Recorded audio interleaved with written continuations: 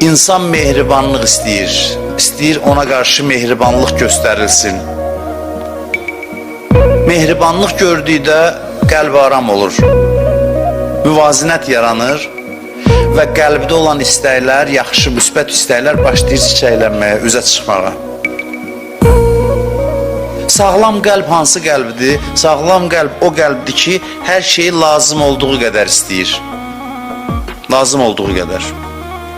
Əgər qəlb diri olmasa, sənin bəzi şeylərdən xoşun gələcək, gedəcəksən ona tərəf, qane eləməyəcək səni. Sonra halın xarab olacaq və özünü qınayacaqsan ki, niyə mən bunun dalıca düşdüm, getdim?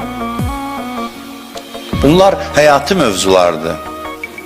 Bunlar bəşəriyyətə lazımlı olan mövzulardır və bunlar heç yerdə danışılmır.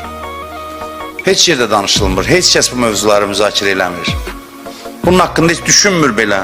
Xarab qəlb insana ləzzət ünvanı göstərəcək, insan ona tərəf gedəcək, görəcək ki, istədiyini vermədi. Enerjisi hədər olacaq, qanı qaralacaq. Ona görə bəşəriyyətin qanı qara dindir. İnsanlığın qanı qaradır, halsızdır, kefsizdir. Ona görə ki, qəlbi tanıtdırmayıblar. Hamı da deyir, mən ürəyim istədiyi kimi yaşamaq istəyirəm. Din də deyir, ürəyin istəyən kimi yaşa. Sadəcə bu ürək nədir, nələr istəyir ki, bunu bir mütaliə eləyək, üzə çıxardaq, ürəyin istədiklərini tapaq.